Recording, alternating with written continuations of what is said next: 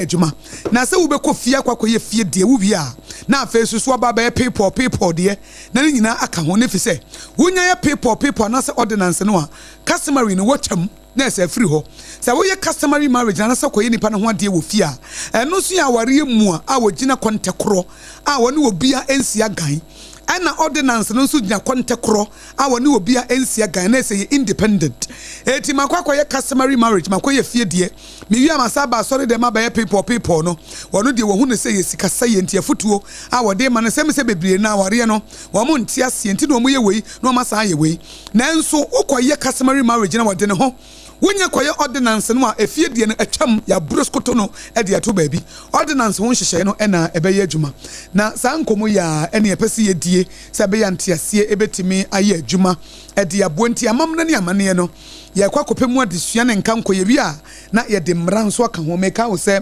sompa kasebo na wuguso awutie fi sompa 106.5 FM Accra hot bite kasebo Leicester Ghana Limited omde ya street pace ene ne brush abreye no ene ye ho adwuma nana kwadwo atefa eye nkabo mu hene ewo kokofu traditional area ye de nana ebetwetwe nkobanana memmawo aju eba hot bite kasebo so ewo sompa 106.5 FM Accra. Yeah, Miniaba, now what to say? Yamia do me ho ya nana won so e. Yamia do me so e pa. Ye de yamia se. When the Charles Kojo Fosu, I friend daddy Lumba wonya ne ba bi kro na samo abai na. Asam no e wo high court. Ye die. Nanu na high court judge a wotie adwamo. Eye her leadership Justice Dorinda Smith Atta. Wodi afutuo ama se. Ordinance marriage any customer marriage no obi ade ne ho. Eti ehun hia se be ye wei aye wei eti yenyan sa de na sika saye a emfaso bia esai bre na esai sika na asem ya otemuafo panyine di tu dwai sai na uhuno yo mechia tifu nyina dedikai wabo Charles di India na me nti ho kaka Charles menene na wo Germany ifie ba ko memem paso na order edi obo me ya ka kontu nyina na me no ene wo na asemo a afọ ne kana me dese ifri otimuafo ho na eba obi a osua mra na onim se de o kanon so no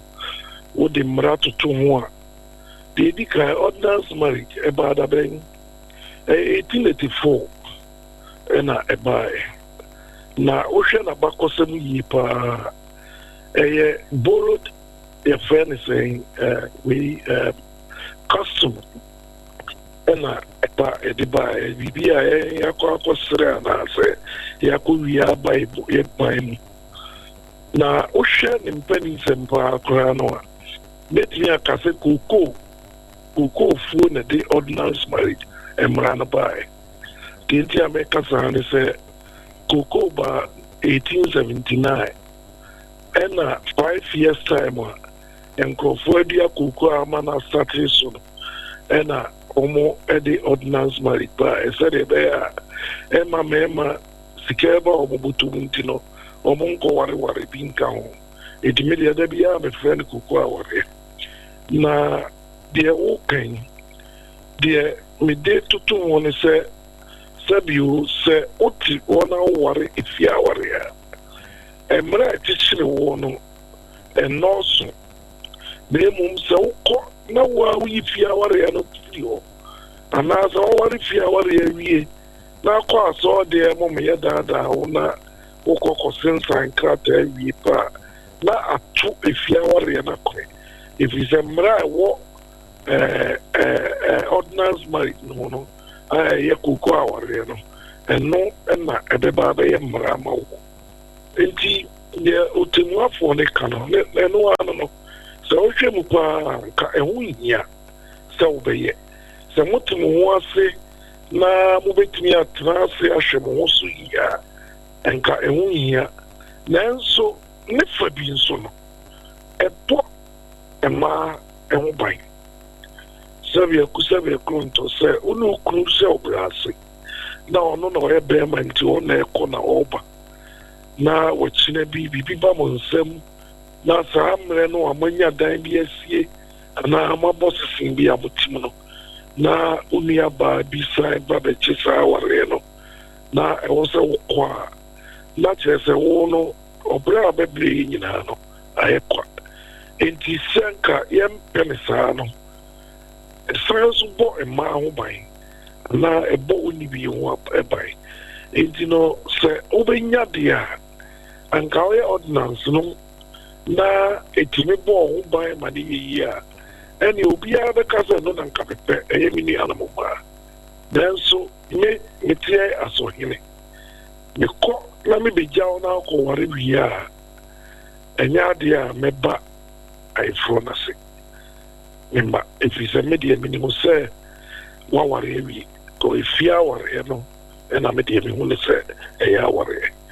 ordinance obi bɛtumi afɔ ɔbaa ne nakɔ na ɔmakɔ sensan kɛkɛ wɔ aberɛ a danseɛ biara anim ɛnso ɔmmara no mu sɛ ɔsɛ yɛbusa wo sɛ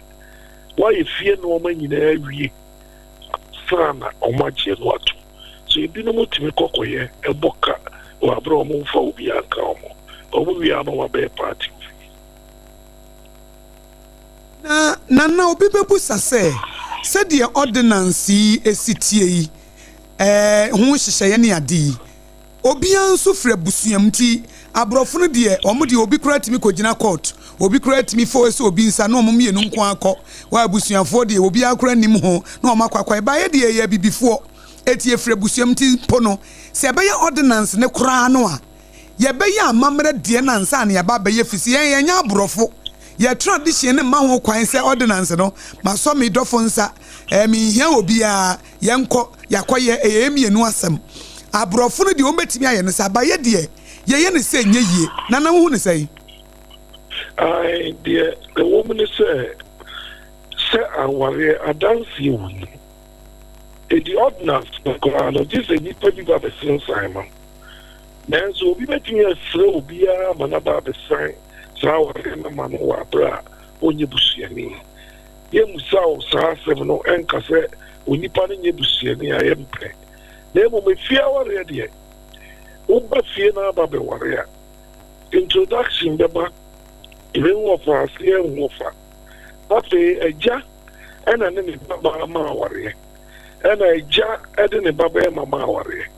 ɛdi saa nnoma no nyinaa no ɛbɛda adi wɔ awareɛ no ase ama yɛhu enti na otemmuafoɔ no sɛ nka ɛbɛyɛ a yɛnyɛ ne sɛyi a na deɛ otemmuafoɔ no amfa nka ho ɛne sɛ ɛkwan bɛn so ɛna so obi kɔkɔbɔ bra no ne obi kɔyɛ agyapadeɛ bi a mmara a ɛkyekyere no a ɛbɛma ɔno nso no daa kwama bi no ɔno nipa baako bɛnya biribi afiri mu no ɛno sɛ ɔkɔ saa yi no ma ɛhu a nka bɛboa paa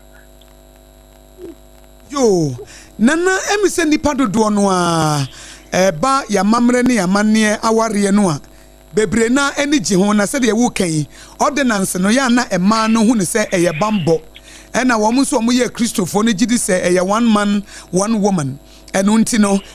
si ade a yɛfa amammerɛ deɛ no a amammerɛ no deɛ wo ware a wotumi ware bi ka ho na nso nam sɛ kristofo no gidi sɛ one man one woman nti no ɛsɛ by all means na ordinance no mom na ɛbɛboɔ mo fit into wɔn religion no eti sɛ wɔn ma ho kwan sɛ wɔn nkɔyɛ customary ne nko a ɛnam sɛ kwan bi da ho ɛbɛma bɛma na ware bi aka ho nti no ɛne akyire no awareɛ no nkɔ yie papa anaasɛ nneɛma nkɔ yie nipa no bɛka sɛ o ɛne ma menkɔ ware bi nka wɔn nti ɛne ne yɛ de ordinance no ne yɛ de akyekyere mo eti ɛne nkɔ yie kora mo nyinaa mo ntena ho saa eti ana ɛno no ɛyɛ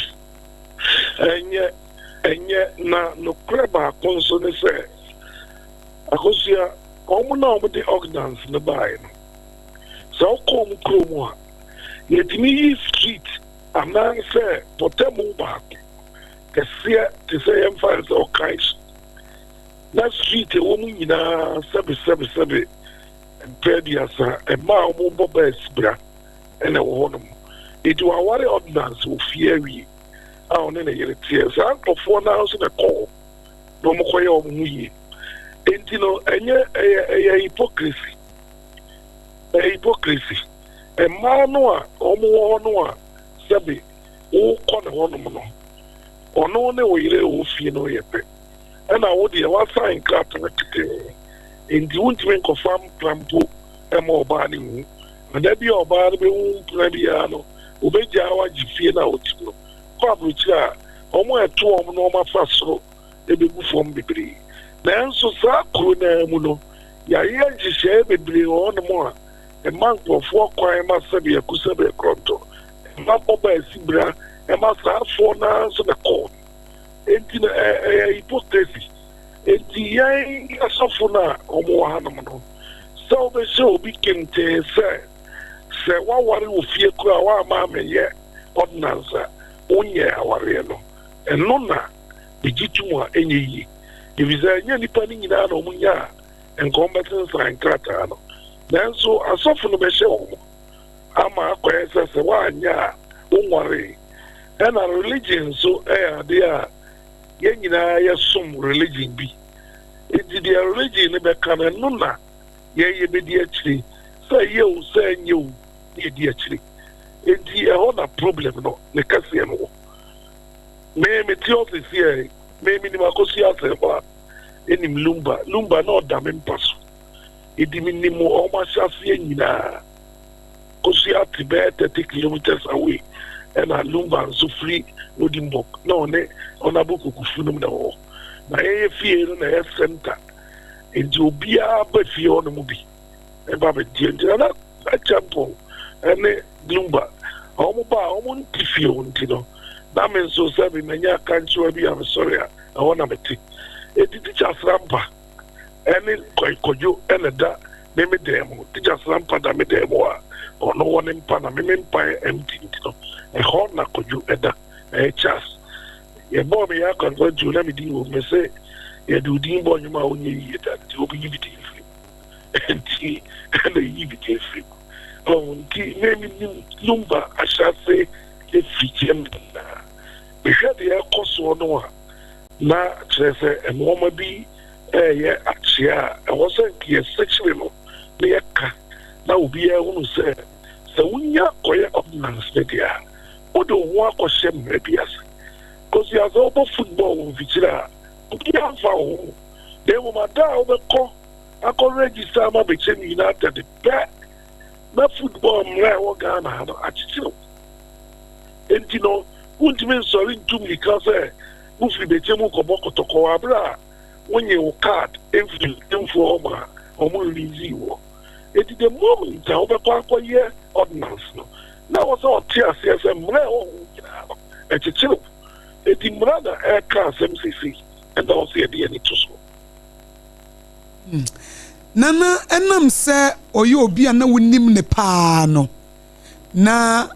sesei ɔnni hɔ na wohyɛ nneɛma a esi n'akyi no a nana menim ɛde afutuo na wode bɛma obi a wotie wɔ abrantie bi a wasi so yabraba a yɛbɔ fi sɛ Daddy Lumba wɔte wɔ ne private life obi ante da ɛbra wɔte aseɛ ne yere kora no akosi asɛ wa kora obi anhu ne da yɛte ne din wɔ dwom but sɛ obɛhu ne sɛ ne mfonyini nie ne manie yɛn ho bi da ba ɛnam ne wu akyi no sansensem wo nyinaa pie na menim ɛkwa wobɛgyina so de afutu ama yɛn a yɛsi so a yɛtie wɔ asɛm a mɛka akyerɛ nipa nyinaa ne sɛ onipa biara sɛ wosi so na wobɔ bra sɛdeɛ Charles ɛbɔ no bra na Charles yɛ obi a onim Charles biara bɛka akyerɛ wo sɛ Charles ɔntumi mpagya n'ani kora nhwɛ w'anim woni Charles kasa da biara n'ani wɔ fam Charles ɔntumi nhwɛ w'anim sei ɛne wo nkasa ɔfɛre adeɛ papapapa na nnɛ na bia nyinaa da abɔnten no mɛsrɛ me nuanom mmarima sɛ wobɛware na wobɛyɛ ordinance anaasɛ wobɛkɔ akɔfa bi abɛka ho sɛdeɛ me nua Lumba yɛyɛ a na ɛwɔ sɛ woyɛ wo nhyehyɛeɛ yie paa owuo deɛ ɛne nkwantam ɛte sɛ mframa a ɛho adeɛ bi a wɔsɛ wo hyehyɛ ma deɛ ɔkɔfaa ne baeɛ no sɛ ɔbɛhwɛ wo yareɛ mu sɛ ɔbɛhwɛ w'adidie mu sɛ ɔbɛhwɛ w'asetena mu no ɛwɔ sɛ wo hyehyɛ ɛto wo ma no ɛfiri sɛ wobɛtumi afiria ako East Legon me kom se okwa akoto ade na wan san amadio enti no mesre se mema ene mai nyina no yen hye no ma yi pa na mesre nipa se bi almost wo achira omo ye yodium ne TikTok no ma bi ami wa na me wira ho yi pa enkofo bi ti se honorable kofufu meaning so big problem if you say oh abrochire no na down for the akosia any chance odobro ni abe na down for fi say on the organ had the bia okocha so obani ade e di mai mi enu nyina uni mo mo asamba na owacho your platform not to the 80s a friend Osman Brook in the 80s sa 80s no na nyina the one matros p a friend say honorable kukufu teacher Sampa conform wo number nyina Eric and Ramen and the kasa Sarfo phone nyina o share bibi afri nia asi na mesre say enkrofo hwechas omo fanen tra kunyam said the chas na ositie na obia nyai yo ni na kojo ontimi kota boko nana wakasa ye papa yeda se futu a wodi amaye yi mejiri se emrante ne maba wo asiso no ede be ya adwuma na de wo pe a ede wakoma so agozi aminga se minjira zamako martina na mitio na pictures efreme one na champo omo ba me ya kwa kontu omba me wona omo da me hodo na omo zo mba me aduane edi omo ye 4 tam so na mo fa me nkwan na mo ma me 10 documents na me fa ko to aduane ni and omo de ma me 2 months time me na mo me do we bi na Hamburg me introduce mo ze femata omo so wona aton nkwan no if you Charles or a cantonment, that's on a telephone call, Bootuno. Down and they say Bootu. And the Charles, I'm saying, Charles, what's not my tongue? I say, Atamicana, and I'm a kind, and I jump on the and then I often the power. Oh, yeah, Charles was such a wonderful person.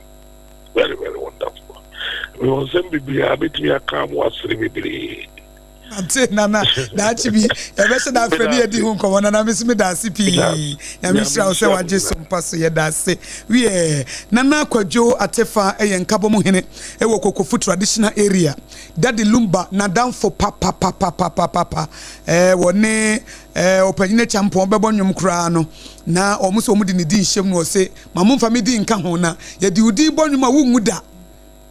na wunye ye nso da eti mayemfa ne din nka ho eti amyamfa ne din anka ho na wakire ne nkwan bi a oji wo musika ansa na wo mo no ene no nso so waka ho asem de aba wode afutuo nso ama emrante ne mabawa se yenya hweyie na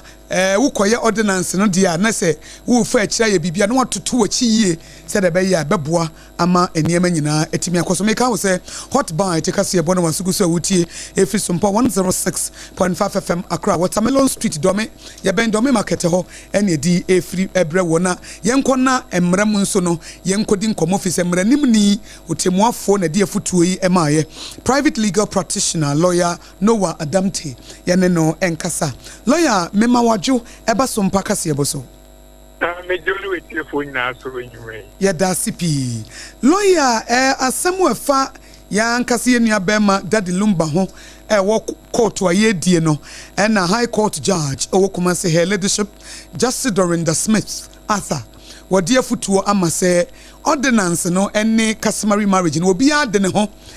obi agina yie obi anso ye legal famrem ho hia se ebeye mienu no abom na basa no a eyesika seye eyebre seye wedi ansa na de okan ne memo akye hwadwene de afa ho no wo ye mranim ni customary marriage ni ordinance marriage no eye dien ya okay that you may say ye customary marriage na ye dream ye mamrem aware a Ghana various tribes of Ghana no kwanya omo amamre mu ne yefa so e de ware no nti se ye call enkranfo amamre mu akwanya enkranfo efa so egi aware ye call akamfo amamre mu a ye call angafo amamre mu a nti eye various ethnic groups na Ghana no omo amamre kwanya omo fa so egi aware ye no eno na ye frɛ no customary marriage no nti go be kan say fie aware na be na ma amre kwan so no na ordinance marriage no e be fa ne say eno ni aware a aban enam emra a parliament asese eso eno yesa aware enam sa emra na abinam parliament so asese any friend ordinance marriage no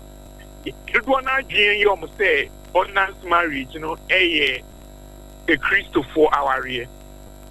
it's an say o Ghana mra ni mu a ye wo efie anase ye amamre mu aware and I san wo enkramofo aware no so be bring na gin say ordinance marriage no Christopher aware nanso nye sana emra no etie it can say o share ordinance marriage na katakra na ye o mu dodo obeye miensa emu ba ko pe enye no ewo asori dem mienu aka no utumi koye no ewo registrar of marriage ne office ina di twatfo no ye be ma bi dey kind of special license na wako ye aware no ewo be di awa ope aha nti ordinance marriage na nye a Christopher aware aware aban enam mra so asese omo person mo faster finance so eware no e so mu dita ordinance no ana say law na aban ase ne so eno be fa so e dia contract sa aware no nti so yeah me fa ne say e da ordinance marriage e dey fie aware ne say fie aware no aware ye amamre asese atoho judi amamre ne so a na wetumi a contract sa aware no ena ordinance marriage ni die aban emra ana aban aware a wona maban sese so edi ebe contract sa aware okay enti ordinance ni ye die emra hye badwafo ahyehye ena ne hyehye wo ho a ne se wo ware oba untimi nware bie mu nka ho eno ano no sa ordinance marriage no ye kanu profumu say monogamous inti say o ware ordinance aware na wetin ware oba baako oba nti ware bema baako pe eno ano no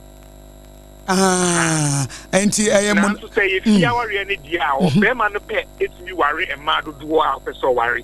ene die we limit dia ni ho okay enti customary marriage ni de duduo bia bema no pese o ware bia obetimi aware bia kan ho batenye oba no oba de ontimi ware bi kan oba ko pe oba no de ontimi ware bi kan ba bema no betimi aware bia kan ho sa okay na lawyer de ba ko achichi nkrofo adwene ne say sa ordinance ye one man one woman ye de sa na ye frani na ye de ye adwuma yi ho nhyehyeye no ase mukura betimi aso obi nsa na makọ court makọ sign mawie mu betimi ese bayen no ye wa amamre ne amane enti se mehye obi kura na mepe na menka se mepe ordinance nti ma ye betimi kura kwa asori dem ye betimi kura kwa court ya kwase nsan ne ye kọ by all means me bafie abeye bibi di ya kire ansa na makwakwa ye ordinance ne no ena high court judge kire se a waste of time and resources enu san ye be ne dey lawyer say high court judge AC ba ne say uye fie aware na uri na ukoye ordinance aware na emramu no ye fa ne say ye nwanye efie aware no kra inti emramu obi be for no conversion inti emra be efie aware a echi be kwakoye ordinance aware no epepa efie aware bi a odi kan ye nti mramu no emra hu ni say udi kan po eware ewo efie and obabe ordinance aware nti eno na ma judge no etina so ekase efie aware ya aware ewo ye mramu ordinance aware so ya aware ewo ye mramu ko efie aware wie na ye ordinance aware na emra emu efie no akoye ni bio because ordinance there no ebe pepa efie die awakoye nti eyesa na akoye kabo nti ade nti na so be so wari fie a o hwe so wari fie na so be so wari ordinance a o hwe so wari ordinance na unsie ska ana unsie wadadie nti emramu ni die me ne jazz no eya adwen but o kasa no o kan bibia me pese me twe etiefo nyina adwen eba so impempi no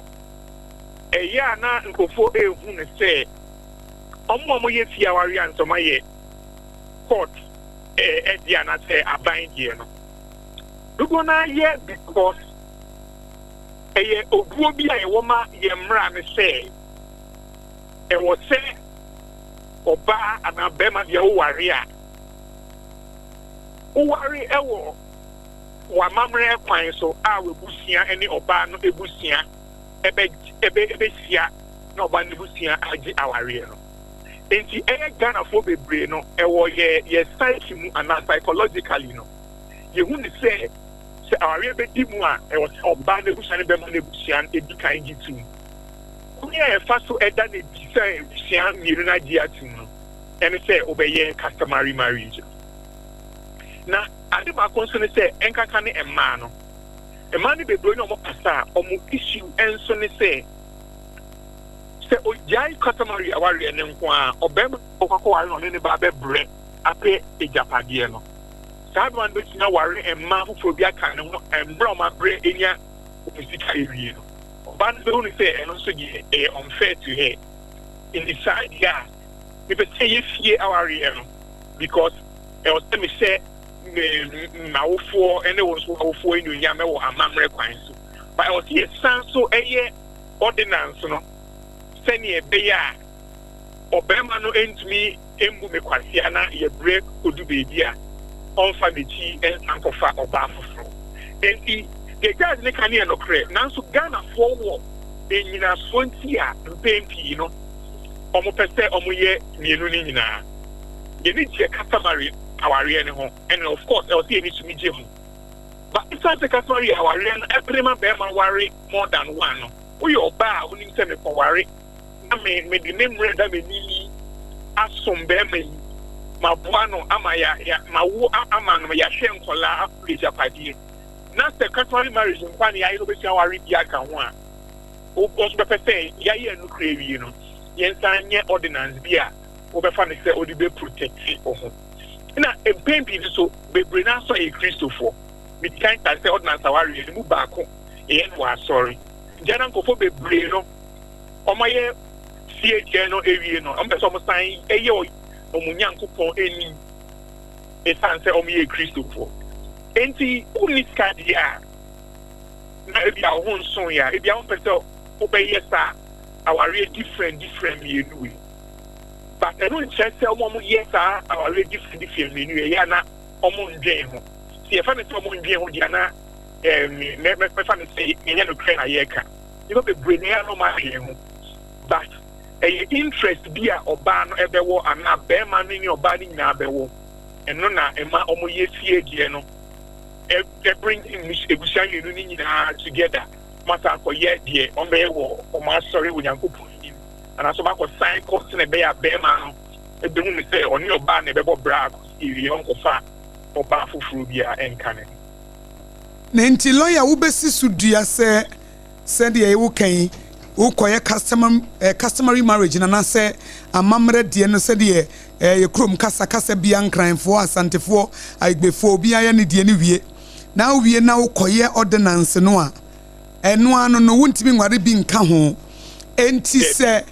Eya wadwen se ukoware bibia onte se be ma ne obi awo be ma na koye obi foforo ho ade de wode ne ye ordinance no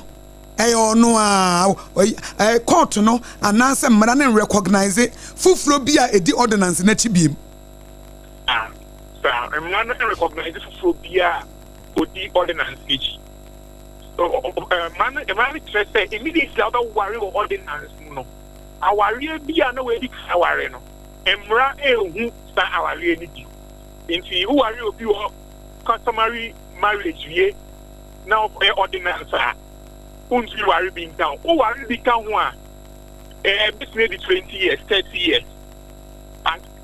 who wait to crown? Say, yeah, showing your year will get it near the 7 bedtime porter. But they recognize our real back up. A year ordinance, our real moody kind. A year, and I say, only a year back on a year. It is Anna. I'm a manager. I don't think Ghana for the brain. Ye tiasie o yo ba o ye be ma na o ware na so be so ye ordinance aware na o sign ni say untimi ware foforo enka aware na o ye no under ordinance no enti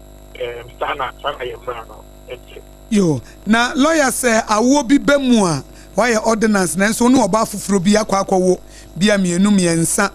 na se nipa ni ho a say japade ne de o mo cha enkola ni benya bia na no cre unse emra mu no emra regulate aware different from emra share succession the kind of succession and say omumbedi wa de say uwa na say the uni wa emra ni different enti aware betimi aye void and as our betimi aba say endim e wo mrem but semawo enkola ni die emra say ombetimi edi mame ade ombetimi edi papa die enti ye check the pade na yen kan say san kwan de ye wo mu won ten anai an wo mu wo aware a ekimu emunti no omuntumi nye japade bia emra be check the pade na ma emma no equally senya ye be ma omo amoye enkola ye wo mo aware na se no saa na mra no be hwe omma yanwo omo ewo aware na se na say ye hwempu a unno ba bi tena na se oba ni adwim no se bi onim se on ware ye enso na ware na wan kan kire na ye court na ama ye hunte even se saa ware no endim ewo mra enim no court ne be hwe eye mwa ide oba na ide aboa ansa na oba bewu no ebia mutumi to japade bi bo mu a yen kan se japade na ye se be be ma ne nko adea nentie oba no enya hwewum emra no be che japade no okwan a eye fe a oba no so betimi enya bibiwo even if say aware no enye awarepa ewo emra eni lawyer ye beda CP adesua wodi amaye enumre ye dase na eche se bibia eba ne entia se besan ba nyame adom afiada na court na hyese wo mo de judgment beba fada de lumba ho wo mo wi a ye beba ne abaji nchiremu afiri wo nchen ye dase pi ye nase yo enso ye dase bi ye ne lawyer Noah Adamte na etwetwe nkomo na nkoma ne twetwe ye nyina no efa dade lumba ansam a aba nam so ama high court judge wo kumase afa hodi afutuo ama ye nyina se yemfa entua na mo a ebetimi aboa meka wo se kase boy wutie fi Sompa 106.5 FM Accra.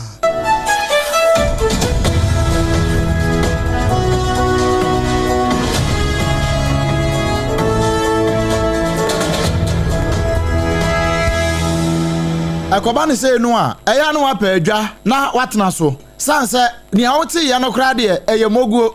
afa ni ede kase no pa ede to aso ede amawo hot bite kase no to aso no eno na edidi suwe na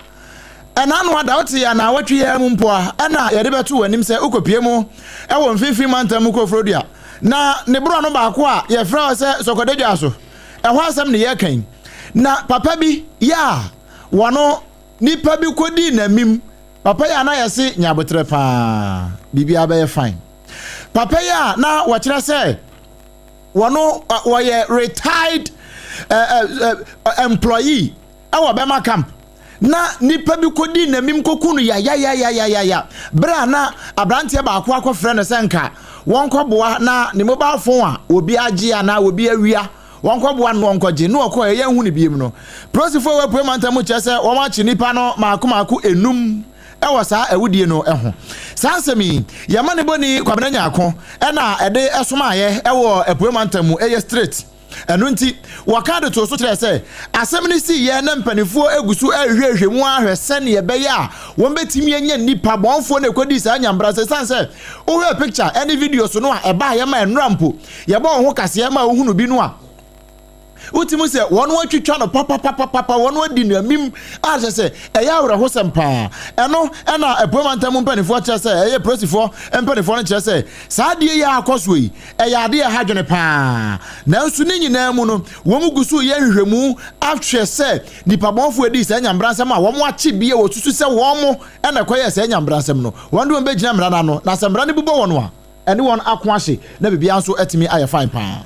Yet also a once and for emu na arahusamo a ewie ye de bomo eye ejaya eto dansoman eja kese num nam so ema akoda ya wadi emfihia no enwotwe abayewa wo famu ehwe ne nkwan ya na opanyina wono ehwe eja no eso Jonathan Kotoko en wode atu dwase ewo mu se akoda no a wato nanom wonsere na kwakwaya arahusam de na emom no esese o manfo nyina so hye ne so se sebe o maame no so wanhyɛ da antoto niema yie niema bi a wanye ni yie so ka ho ene nam so ama akoda no ehwere ne nkwa na sɛde yɛbɔ mu ɛkyerɛ mu awia no wo mu kyerɛ mu sɛ anadwo no bɛyɛ dumienu entem ho ahomachi ena eja no ehyase odumje adwumaku no bɔ mmɔden ayɛ adwumaden sɛde bɛyɛ a wɔn betimi ahwɛ sɛ eniema hodoɔ yɛ asɛn wɔn bɛgye dodoɔ no a na afei obi aso ho ka na ɛkɔyɛ arehosɛm sɛ akoda we die ɔno no baabi ano wɔhyɛ no wɔn mu kyerɛ mu sɛ ne maame salon no kura a wɔn da mu ɛwɔ adwam hɔnom no glasses no na 18ted enti wɔn wɔ abɔnten kura nhunu sɛ obi edam enu nti ena wo man hyeda ahunu ne ntam nam so ema saa arehusemi esiye na wabra Jonathan Kotoko kyerɛkyerɛ ne nsɛm de akyerɛ nsɛmtwɔfo no wɔti sudua ɛka sɛ nyade sɛ shop hɔnom no wɔn mo obi ho kwan sɛ wɔda edwanim na sɛ kampe wapon pepa wo nneɛma sesa wo nneɛma pack ne nyinaa na wode akogu shop mu na sɛ wopɛ baabi na wokɔ nso no ɛyɛ mo apa sɛ emra a wɔn hyehyɛ yɛ ɛwɔ edwanim no akwada ne maame enya de sɛ wodi so ɛno na nam so ɛma saa rehusemi esiye. Personally, although we lost a life, but I'm not feeling having sympathy because the issue is if it happens to me that the management is not serious about something like this issue. Ene ya yekoti esesie yi eye owura Jonathan Kotoko wono ene ye manager ewo dansoman edwa no emuenu achi atoyenchema boafo agina tuku nadmofo nso kɔ hɔ no wo mu kyerɛ mu sa no pɛyi sɛde wo mu hu maame no ne tebea no ɛyɛ akoda na wafiri mu ne maame no na enhye nkuran kora wotimu sɛ wo brɛ ɔbaatan a ne ba afiri mu sɛ ya na ɛya na enkramantamu deputy director yɛ ɔda nadmo ano na nadubia ene de atu dwa sɛ sia de wo mu ni ma de kura di eja ne baaye enso wo mu da so a ɛyɛ nhwehwɛmu. Around that time, we don't know what, but that's an unfortunate incident that has happened. We saw the mother this morning. She's not doing too good because it's not an easy thing to lose a child through this. But by and large, we've been able to coordinate things well. The MP was here, the MCE was here. Tomorrow we'll be around in case you want to come and assess there. For now, we don't know the cause of it. Ene ya yekotie ye nkramantamu kwankyerɛfo abedi ekyire ya oda nadmo adwumaku no ano nana adubia na santo renchem a ati ewo dansoman a yedi hu nkomo ene enumere yi ewo hot buy te kase ebo Sompa 106.5 FM su ne nam so ama Ablekuma West opanyina wono ene MC ya wodano a ne din edi Owura George Alote wakasa de atodwase adwarifo no obi anka na komanto ne yam na ahomachi de esi wadansoman market de ato renchem kase ababeto wo so no wo mo hihye mu wi a ne safata bi o mo beye no wo mo ebeye ama setine mu etimi etumpon na de abai de eya tete pa a mo ji wo mo baabi a enye na investigations ne chia na se hwehwemu na chi no ene be hu asem no pomasibre enam so ma Ghana National Fire fire service dumja adwuma no kyeremu sɛ wɔn nso ani abere a wɔn de wɔn nan asi fam. We do to thank the Ghana Fire Service for the human job they did this dawn. About 30% of the market is totally gone. Unfortunately, we had one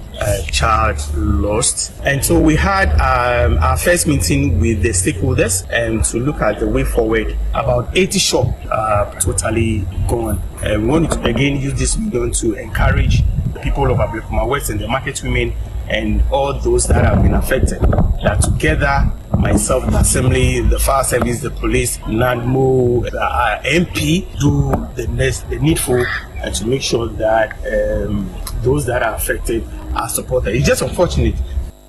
Wie eni ayeti eye Ablekuma West aban krache panyini a woda ho Owura George alote wono ne kasa ya so mpaka sebo ede asomo enumre yamfe ne nkyeremu e wa bankasiem na we no eya World Cup ho nkomo say Ghana qualify o World Cup 2026 no ye kobi eno na wono a oye chief of staff e wo Ghana ha say Julius Debra wono wo mode apa baso beje kuo bi a wo mo hwe na wono mo be kobie say yanum say ba kofa commentary aba no safo mo saa no ene wo mo aka ne nyina ene wo bia oye Ghana supporter wo be kobie no wo mo hwe no mo ntoto ne ma nyina kama na ene mo na wono wo mo bonkobo no wo che say ade ba ko bi wo ho a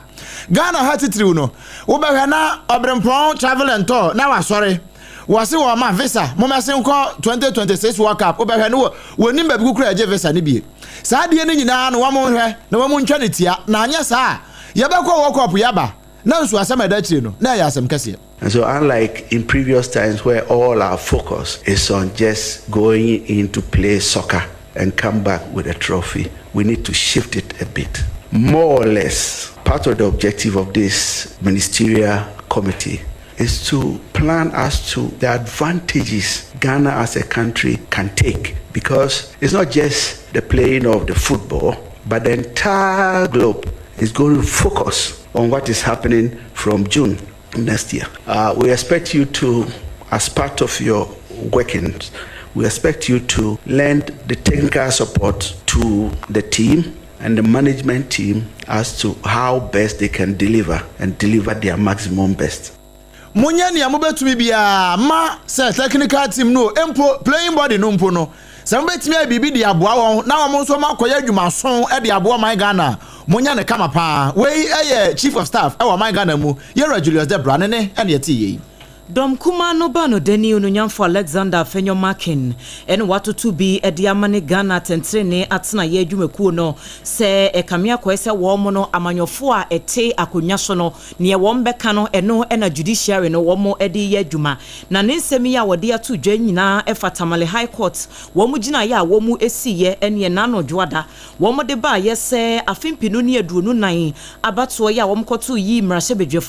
ya wo mbegina mu ewo kwandai abato mpeswa so enko wiase Owura Matthew Nyindam ene wo moto aba eyi no court no akotena se sigina yese ebeya wo monsan enko no wo mkoto aba ne biem sanse NDC amanyoko no panyina wo kogina wo monnamu e wa abato mpeswa no so Daniel Ensala Wapao ede na asem kodan court no se nima bia nkoye wabra no wo moto aba ninti no esese wo monsan ko na wo mkoto ne foforo na enemra se bedwam wabra na Alexander Fenyo Makin ede ne nsem atu dwa no se court no gina ya wo musi ye no sabe eye feria kura ede mo my Ghana wo hwempempenso a kabima minkebi akwakoduri no wo se wo mudom kuma no wo mu nsuro bia mfere wo bia ene ye se wo mo kasa kura no wo mbeka ne ye de wo mo bekwakoto nse wo mu a wo ma ye ready pa se wo mbeko ni nsem no ebini. The judiciary must know that their actions and inactions to serve the interests of whoever their paymaster is has the tendency of destroying our peaceful republic. We will not mince words. They can conspire to call us one by one for a so-called contempt of courts. We are criticizing their shameful conduct. We are not afraid. We are ready to be in Nsawam for their so-called contempt. The world will see their disgraceful conduct. How can a judge who calls himself a judge sit in court and misconduct himself in such a manner and expect the country to be quiet? This order, an order with massive political, legal and democratic consequences, was pronounced without the court's full judgments, as I've stated supra. There were no written reasons, no factual findings, no legal analysis, just a naked directive issued into the public domain, and the whole constituency is now being told that there must be a rerun. Ene ya yekutie yei eye dom kumano bano deni ora Alexander Afenyo Makin amaniboi yensenchweni opon chicheku ene di free mrashebedwem ebae na yentu fanso okoria ne yenkom mrashebedwem na yenimse enche kra ena Dr. Kesela to Forsen awo yonso afo hyesikasam ne ntotoyeso ekom mrashebedwem di omanya ko homabo hu sikasam ekotudwa na wode kotudwa wieye no ena mrashebedwafo nso se de dwumadi esitie no se wo mo dwendwene ho no muso so adwene na wobi ade na dwempo etudwa na budget no wo mo budget awie na wo mo debate awie no ena honorable Vincent Eko asefo awo no ena ye mrashebedwani ewo otafo batom pesaso ede na no atum se aban wa na wo se wo di enidaso ebre Ghana mabunu na nso enidaso no se atonsuom enidaso no atoape enidaso no enkoyie afa kura de aban no ebuye de entia wo buye no se 2025 budget no aban sika wo twa eso otokota sanitary pad se emamu asie na yebuye nsa na ngo omo wo senior high school ni junior high school ede asiesie omo no sika puduo sika bete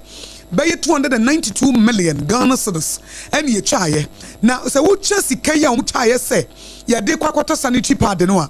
akwada ba ku bia na obenya ho mfaso no 225 Ghana cedis per beneficiary nesa akwada ba ku bia ye bo ne ho ka 225 no se aba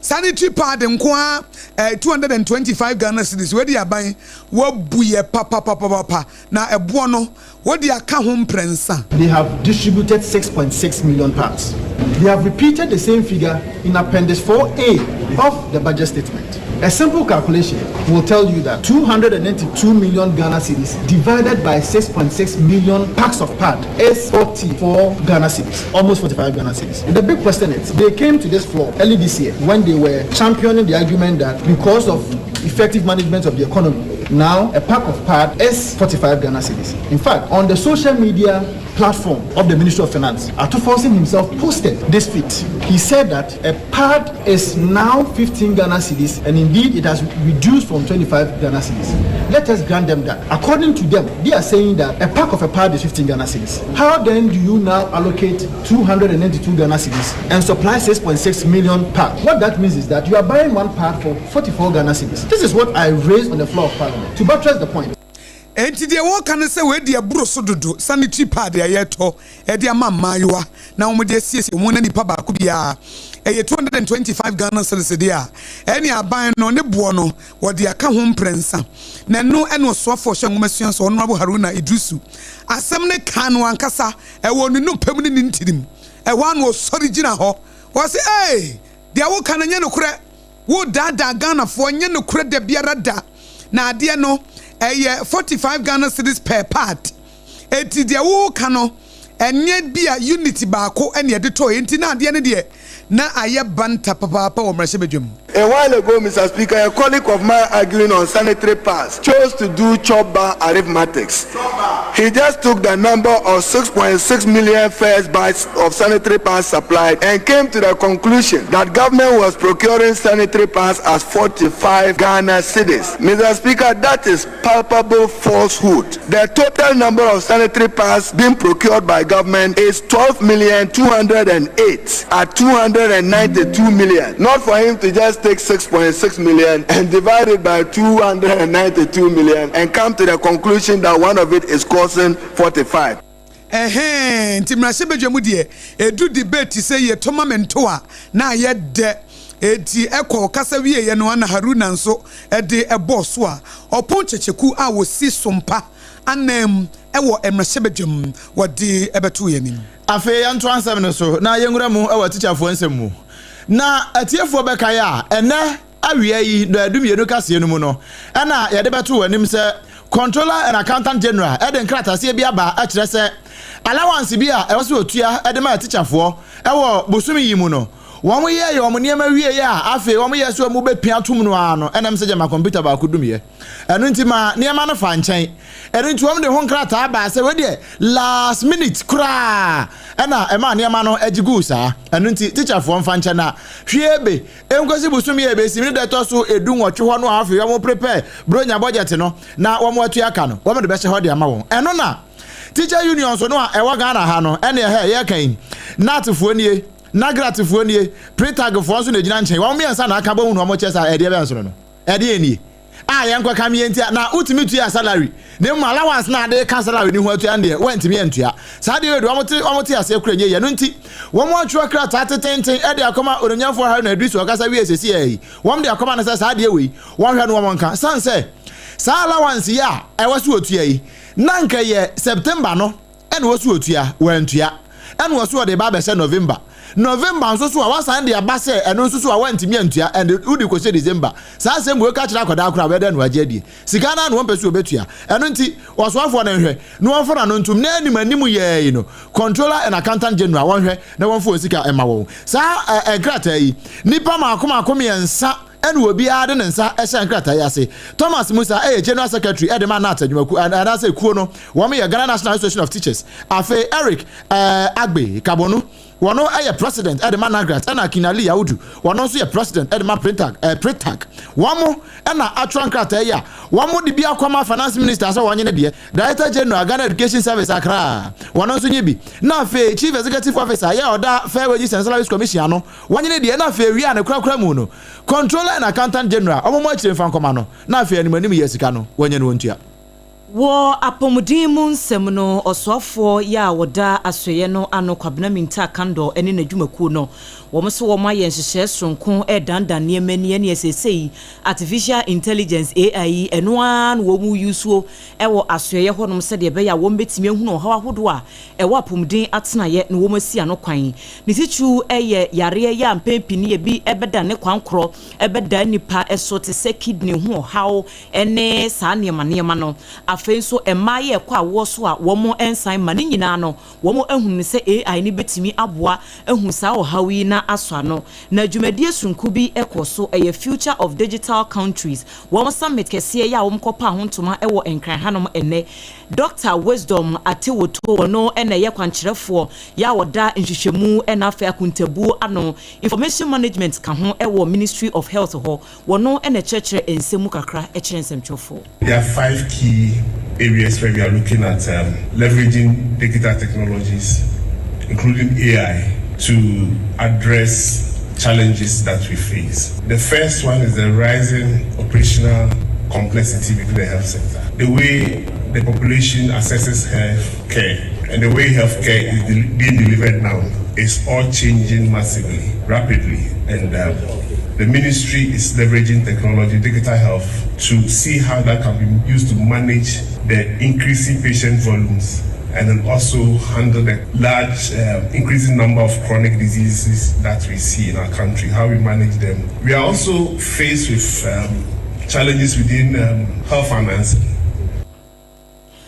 Penyini ya yete ne sesie yi wono na ye director Emma Research and Face Statistics ewo asoye hye apomudin ensem so Dr. Wisdom Atewoto. Meka use kasebe wuti fi Sompa 106.5 FM Accra. Leicester Ghana Limited omdi ya toothpaste and the brush. Abedwa so kasebo ena wuti no. Na yet was on the Ministry of Health. Eya so ye shempom din sem so say womu di niema ACC na nursing training colleges. Ewo Ghana ha be ye aduanan baako. Ya pagem na fi diploma no na eco degree. Na wase ebe boan kasa na sa degree awarding institution aboama eba nurse na desua no a enkoba se bia de efa ni general nursing no ya nyina bia gum dabi na de fa specialization ebetimi abamti asa wo fa ha na waye ne pepepe se midwifery eno a na wo master wo be master of your craft ade na hye wonsa no wo be komo adesua no adomu su konti wonya nurse ni a woni na mu a wo ye de ya me general nurse dabi na sansem ya ono abokwabena minta akando somaye ema director of health training institutions Mama Rebecca Akole ejina mu kasama no eno se ministry nani abre officer nursing and midwifery colleges e wo Ghana ha no ye pe quality healthcare delivery and say empomde papa ye de osompa ebeboa Ghana na emu ba ko ne say adesua no wo musua no say ye pagya mu di a ene betimi aboa amasa enisode hunu no abamu prekope afi ento aso ewo ensemfoforo emu na Oswafo a ono nso eda Ghana ene amaman entam nkitawode ensam so no onanyamfo Samuel Okujeto Ablakwa oya adwuma sompa na ne nyina ye Ghana card ho nsensem ena wono makwa bie baako ewo Luanda ene Rwanda no na wokoye no wo makoye ho adwuma nyina wie ma me ne okasa safi wo mu firi ho Angola asem na make tie fo facha me na wo wie ye no a Ghana fo na wo ho no wo monya so mfaso bebre awie no e na Ghana fo the Ghanaian community na wo ho no say nenti na ye betimi atena Ghana ha e de Ghana card yetimi aye de wa ha ne de aye visa ho adwuma e na ye nimu yi ene oswafo e wo mo e o sha praises ne sha wese pa e no ndi gu ne so e no e na pani a wo no da wo no da situation na no e ye Lord Badu wano ejina simpie ni apaso ene wotoma na so mpaka se ye yenye ni emfama Ghana fo nyina se ononyamfo Okujeto Ablakwa oya de pa. Secondly, Your Excellency, we request that our government explores a government-to-government arrangement where possible with Angola to ease travel and visa processes, which is one of the very difficult key challenges we encounter here in Angola. Getting the various visas for our visit here, either for business, for tourism, for family, and all of that can be very daunting and sometimes very, very frustrating. We believe that it will encourage stronger economic ties and people-to-people cooperation between our two nations. We believe this is possible, especially given the track record, especially of our Honorable Minister of Foreign Affairs. We know that he's able to get that intervention done for us as well. Yewojidie sa Okujeto Ablakwa de ni ayaka ayede bi ato nanim no obaye ho adwuma pa wo wie ye pe ena onimnyamfo Okujeto Ablakwa se o niam kan de se yekokokra yebeye ho adwuma pa de mamona wo kire mu sei. I want to assure the leadership of the Ghanaian community that I have listened attentively to all the matters that you have raised. As soon as I return to the ministry, I'm going to take immediate action. And the ambassadors here will tell you, I don't waste time at all. The last time we were in Nigeria, the Ghanaian community made similar requests. And you may want to check from our compatriots in Nigeria. We have promptly address all those matters they raised. They asked for a machine that can print the Ghana card, and we delivered that. They asked for enhanced consular services so that they can secure Ghana passports under 15 days. We have delivered that. So if you check with your compatriots in Nigeria, you notice that we are a promise-fulfilling government. Yano yesheba yediso aban we no sheba wodiso kama pa eno ye ensam a ornyamfo Samuel Okujeto Ablakwa North Tomra se odwane wode trudwa ye ko atoye mantem no emu na penya wakasa ema Ghana National Association of Small Scale Miners ya womo ewo Prestia Huni Valley eye Owura Victor Kwesi Okwam na wode ato dwa se watezete nsem bi ewo dawbo enwuma hodo bi mu se wono no wo ye galamsey na wose galamsey no kura na wate se womo mining site foforo bi a ewo empotem ho efre no New Bogoso South Pit eho ena sa gala no enkrofo bi tretre womo nsa wone so se wone ne manfo akwa womo etu gala no ho wose sansem no nyina no enya de se eye no kre na ne nkyiremu a wode aba no eyetiawa wose emre bi enipa bi koye galamsey ni bi ewo mpotem ho ma wo mu gya amena kese pa ya amena no ensu ato aguma ma na ye ma ya mpepi no kura na ye tatete se omanfo bi no mtichu ne nkola wo behwe ye se akoda bi akoto saa amena nim na wafiri mu enti wo mo ye wo mo adwene se womo de wombe kompotem ho no womo akwaye rehabilitation womo akatakata sa amena no so no womo sisini ye no wo se ye ne womo pa se nipa bi mo ba abonte be ka se womo eye galamsey e wo honom enchemu a wode baaye no sei ene wo kan whatever allegation that the media houses heard about this particular exercise here, as we are here, you can see that whatever that they said is not true, because here is an old site, old pit, which the large scale mining company mined here some years back, and after that that the place was full, the pit was full of water. That's the reason why they were making that allegation that people are drunk and whatever. But this is the case that the community youth realize that they can make something better from this particular point. That is the reason why that we pumped the water out and then we rented the excavator to come and then clear the muddy material. Ene ya yekotie yeyi eyora Victor Kwesi Okwam okọ Prisia Huni Valley a wono ene kasa ema Ghana National Association of Small Scale Miners. Meka wo se Sompa Kasiebo na wuti efi Sompa 106.5 FM Accra Leicester Ghana Limited e the young toothpaste and the brush abadwa so mesro fe wo se kakra na sire ma me hwe fe wo se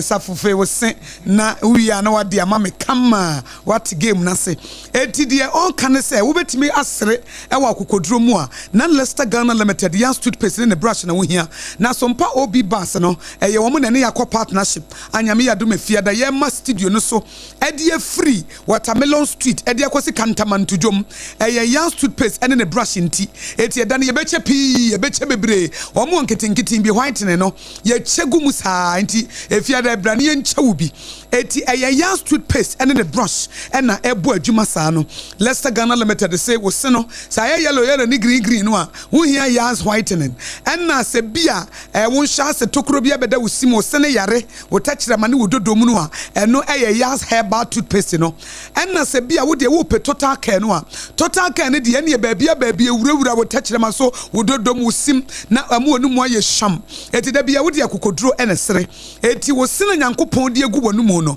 ema wo sin ni awreho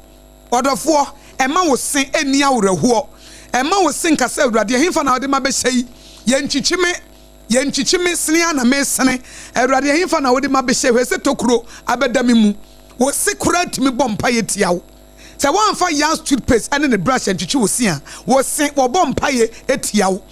say ye nipadua kwa no wo nyina ye living things ada uko school anye living things and non living things yes ne ye living things wo kasa wo de nyame kasa ema wo sinia wuraho ema wo sim mompa ye ntiawo ade ntiawo mfa young toothpaste ema no chichiusia no pa na chichiusia no mre young toothpaste na fa ne brush ne ka ho ne brush na obi be say eye comfortable ema wo teeth no eye comfortable it is a wo nkran ananse komase a nkran for no mon frɛ 050161958 050161958 ena komase eye 05013903338 05013903338 na say wanya na Sompa obi bas no Leicester Ghana Limited for na de bre wonti wo kantamanto ene ne mpotam wo hia ye nyame ya dum 28th November 2025 from 5 a.m. to 7 p.m. no yabo yansisia ye tue musa ye da Leicester Ghana Limited ase omde ya toothpaste ene ne heba no abadwa so ene Promasidor 21st clinic ebe ye free health screening ewo ho nti eda no eya na wode wani akire ho edro ba ko manfo nyina enom eye time heba mixture edro no edro a wonu so wonu moto na aduane nya woda na eto ase mo amu kumase won sese mo nta yare kumase for de no mo nom na mo kasa mo nkwa na mo no menkran fo so ya som ena poe mantem so ya som western region ya som northern region ya som upper east upper west ya som chesa bia woti region ya som volta region ya som time heba mixture dun mantam dunsia no buru east buru west na hafo ni nyina yetuamu a ye de ye adwuma time heba mixture dro ni nie yare betu malaria betu obi wa se misika ba mintimi ni di mesra tibidi say we eat the fruit of your labor say wa bre na wanya sika se me di answer sika ba me ho a na ase manum ato ba ehiame a na ekom de me rough sika ne ba dibi nom time heba mixture dro no wo yo bia wo sori bia na honam ye wo ya eno nso ye time heba mixture na time HH mixture ne capsules ne de wo bia wo junso a wo bre immune system ayemre wo honam ta ye wo ya ni nyina ye dro eboa mpamu agudie ma ne mema asiesie ya ye fine eti da bia kokodro ne de koda anajo eye time HH mixture and capsules no ene ma wo junso kama sa wo pedudu otu ba bia to no bia wo ho Dr. Tafri Joseph no 0244 417669 eye 0244 417669 eno no na just hot kenke eye hot dokuno papa bi eye 3 Ghana cedis na se wholesale price no enya fe na wote penten kwako ejom akoto aburu akọ nika akọ yam no aba no abebobo aba and will be up a soft life. 81 will turn the chrono, Fred Jones hot kenke. No one from 3 Ghana cedis. Now so Kotonwa. Now they are 3 Ghana cedis, no, they are 5 Ghana cedis, and now 6 Ghana cedis. Say occasion be more year party now open order. A year just hot kenke. Jones Bakery, Dome, commercial bank at you and a war. It is a wood yes, some Pacassia Bonnet and we will call Docono. Now, Bessa only a bushia for Nina, Monchamfa, Fred just hot kenke. And 025 606882. A 025 606882. Na enuano no. Na enumre ube di dinner se wood yes, some Pacassia Badia. Adriana Okoya or kitchen hono. Onga, Mamma Sano Buafo, enono. Mamma's helping hand. Ayo onga, Mamma Sano Buafo. Mamma Sano Buafo ne say. Say, oh, yeah, Diania. And yes, a beer, spices beer no atam. Na what dear wono. Say, when your onga classic noa. Na in contum restiu no. Would it treat you more? Would you say, I yet de. Under onga chicken also. A beer and cutting quimby. And now you never would ya coco. And ya. And also onga chicken fish. Would ya coco? A young cutting quan and me ed de papa. Say, would ya coco? A young cutting quaya ajay and an onga stew no be a way jollof nadia one onga 3 mix na a ginger garlic and an onion and also Davy so we na tilapia noa one marinating with onga 3 mix noa what me say aduane ko ye chinchin ganon so no ye ginemu ankasa aduane bia restaurant bia na aduane de eye onga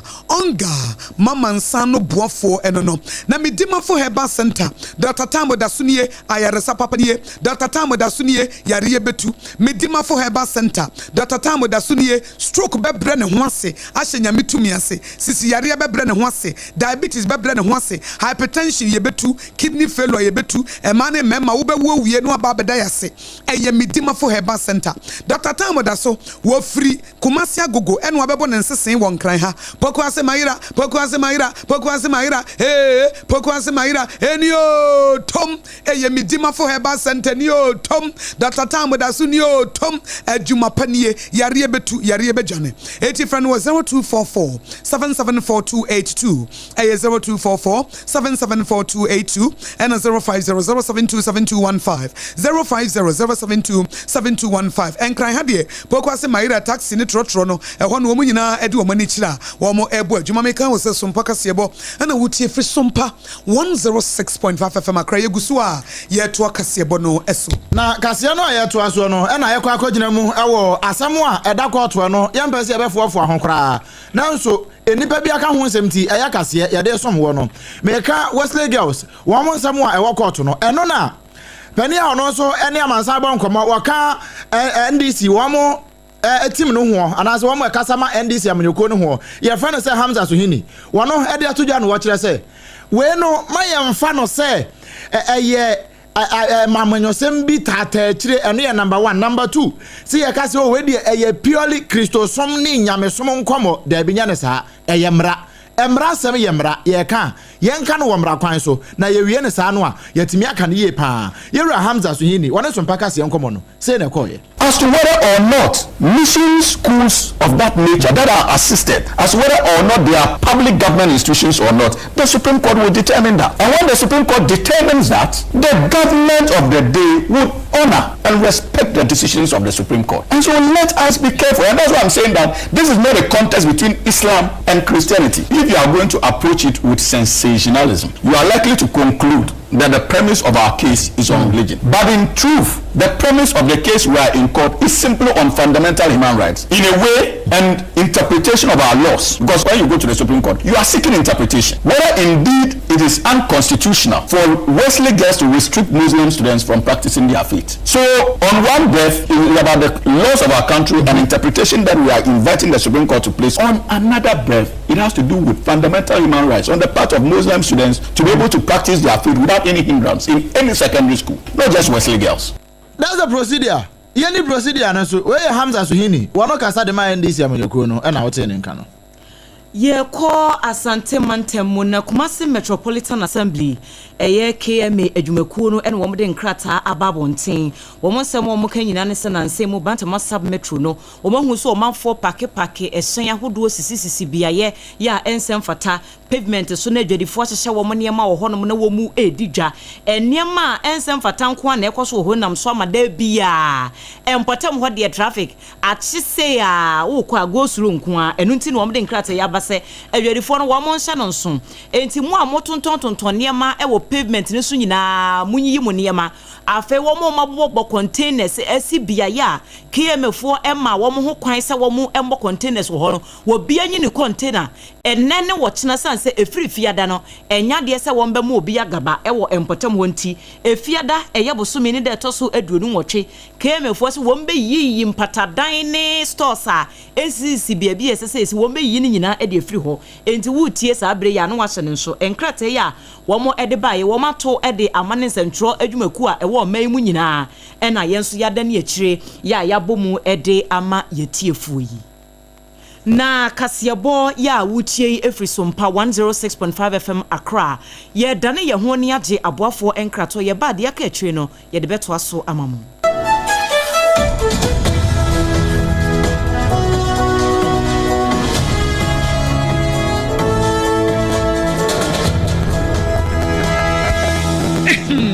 medo edrano pa wutimi to boase echichiwusi o ado na so ni se me de yas toothpaste and the brush and the twimesima minya homka sentina ye bokoyi na me de me all time favorite yas herbal toothpaste and the brush aboa me amasesei menum so a enwunu anasa de ehia me senfimfem me bie na won hwasa me se ayefita sesrecha homa na et brightens yas whitening toothpaste and a brush and a midi shimisi. Entina was seeing fee. Na yas total care gel toothpaste and a brush ni dear. A bow was some buy. Demonina and Mawanumu ye sham. Oh yes, and Ukretrodo. Yas herba, yas whitening, and yas total care gel toothpaste and a brush. A buzian chamfa. Sawo peduo 2 a 1 kind ha. For Leicester Ghana Limited and was 050-161-9588.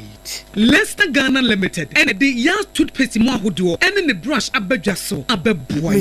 midimafo pokwase maira Accra midimafo pokwase maira Accra midimafo heba clinic aba Accra ani owuntie passengers egumi kai mu e ho na dodo na ekro ene sa Accra ne potem yedemu ani yedemu ampa the say de edutwam Atlantic International University America memu abo Dr. Dujamfi Babaso honorary degree as a professor in biology in herbal medicine it is said here ayaresado more. Oh, Mr. Minim wife, you copa war. 1 year, 1 city. You send me 2 months and 8 years. Cano. Miss me connection and shut down Koye, na a Sakakra. See what Peggy Mama, what you them connection. What about the crow?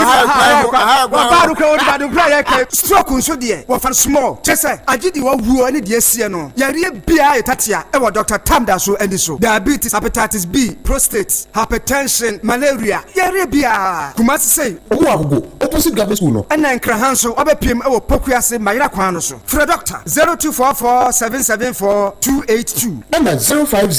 0500-727215. Midimba for Herbal Clinic. Woodima for the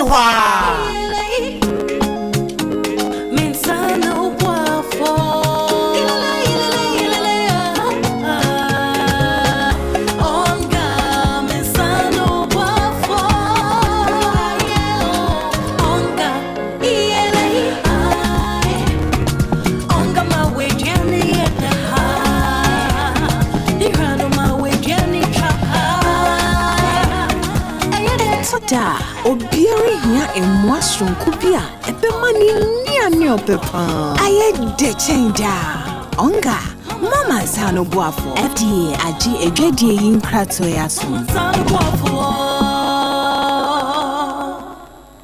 Sompa Achedie 2025 Yabo Yaba Bible say Nyame Sompa Pani say Ubi Konwu Nyanka Eni Ewisiamo Enuti na Sompa 93.1 Kumasi Sompa 106.1 Techiman 90.7 Enkransa 101.1 Takwa 98.9 Sunyane Ana Sompa 106.5 Accra Yakabom se bronye bema enisia eni ekranfo edidi na yenko ayetimi age se wo beboa yen enti se ya anwa emmo tin tomatoes ntade mpaboa ye bia wa hyedada wonsan ehia enye ntade dada na emom de ye betime de ya che amano ye monfa meboa yen ne yafa mamobrofo ekunafo enyanka ne ewusia ebusuafo yamfa ye hunhyem na propose prepa oboadu ponkom ye nyankopon obeyi wiye Sompa Achedie ekunafo eni enyanka ne so wo mbedidi say yesika fatu amatrufo iso 0598559802 meeting ubiem 0598559802 edie wo so yetara one media anasa Blessed Foster branya bosome ni beboja trada na dia mode dom ye no ye dia ma ekunafo yi mo amoye bi afie twem no emu adanse die die mo amunim Sompa Achedie 2025 yaba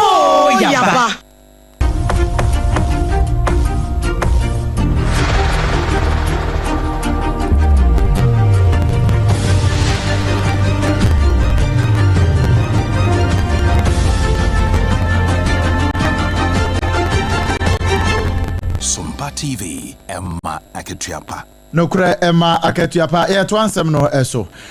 Pania wo boa ye Emma brana pania no so preso bepe mampani wo man Ghana mu wo bo ne chidom eye Alhaji Dr. Mahmoud Bawumia ne Frank kura edibia no abedi akire yewura Matthew Opoku Prempe na pona dodo na ade frɛ no brana abato no ho campaign ekoso bebre 2024 no mu no wo ka asem bi se mokwa me nkroma no na sansam no wakan no ababechire bi se na nya se wo ka ede agukwa me nkroma ho fi anase wo ka ede adikwa me nkroma atem anase wo ka de agusi bipi ho fi na wo mode age bre ene Sompa kase ye bonkomo e kire ka o ka ye no emu nchirimu. But that time you can't go into the evidence. So I made a statement. I subsequently had to go to Nkrofo and speak to the chiefs there and explain the context of the statement. Explain the statement. Because in politics, if somebody misunderstands, misquotes, or you allow your communication to be misread or to be misunderstood, you have to own it. So I own it. And that is why I issued the statement. Not that the context was wrong. I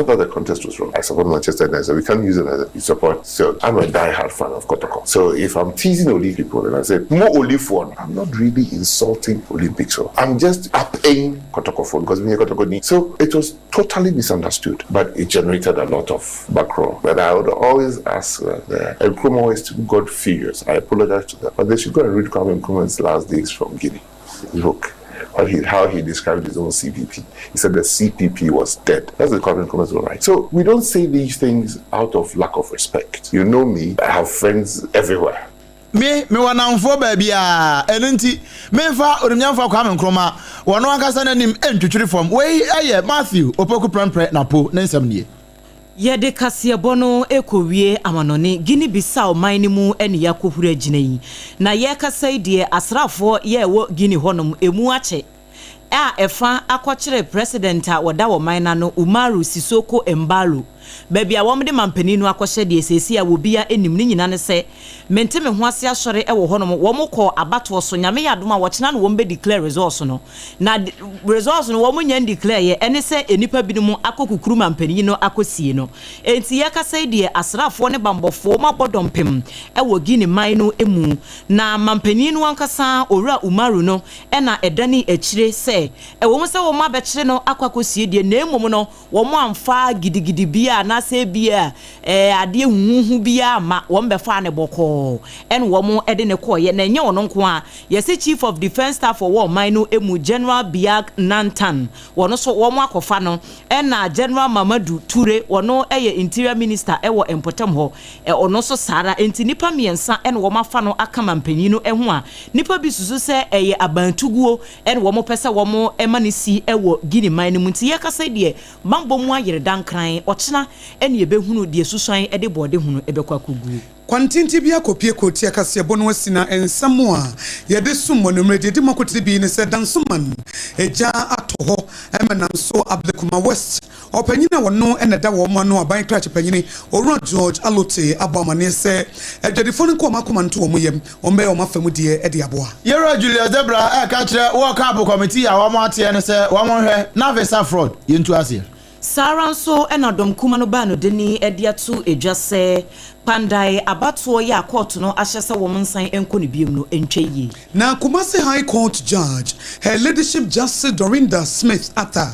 watufu se oye amamra ware no aya amamra ware oye de mrashebedwafo agya to mu no so ano aye no ne nyina obia konkonko teacher for anka bom ko Ghana ha se wo mo ne accountant general wo mo ne ngri kura se wo tua ka na kakra se wo de ka ho amfa nka ho a e de ho krata de abantu asuafo ne mrem asoye hye apomuden sem so se wo mo de AI ya abaye bie e ba beboa se de be yo ha hodo a e watena e ho no wo mbeso ano na edom kuma wo mahebedwem aboaban so bo sesika watabri se wode atosane tuipa da mankwada no aban abohom prensa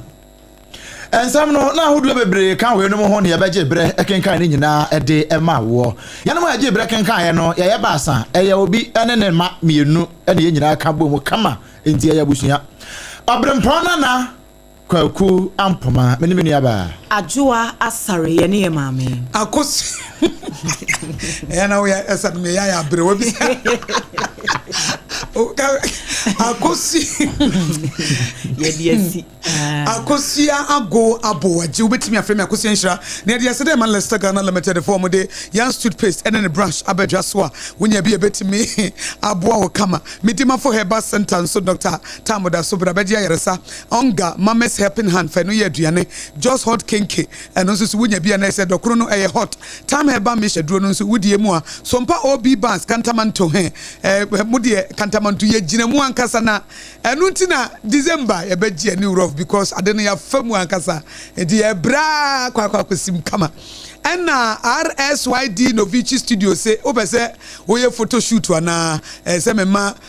adwasare ko ye photo shoot because ono me sha da ma na nye photo shoot eti obekọ ena afi obrempon RSYD Novici Studio se na abrantie kuransafo nso nye photo shoot eti uye filmmaker uye photographer uye creative director bra RSYD Novici Studios na yenyo photo shoot papa bi na ebeye podcast ni ade ebeye setup kama obese uye special effect bi ni ade a uye filmmaker ni nyina aka ho je number na nefre wo mu sesi a na de ye ni birthday na no me be adwa birthday picture bi odeto say what edemu kama ye clear malama banse na wonti frɛ no ɛwɔ 057 4715778 ɛyɛ 057 4715778 me sorry sweet na Prophet Mango Day na wono so e the third service no ba na meka wo se kasebo fi Sompa 106.5 FM akra no e fa your headquarters e wokuma se e ye Sompa 93.1 FM Kanesh Urban Radio e wo Kaneshi ayiko ye 100.9 FM kuma se Adamfopa Radio Paris France takwa Sompa enne no chitachiman Sompa to nyane Sompa France Sompa mankesim e ye Kingdom 106.1 FM e wo ho enne decoder so ba bia radio wono ye Facebook page no e ye Sompa 106.5 FM Accra and a YouTube Sompa FM live your website www.sompaonline.com. Kwaswedi ye chi ewo ye radio so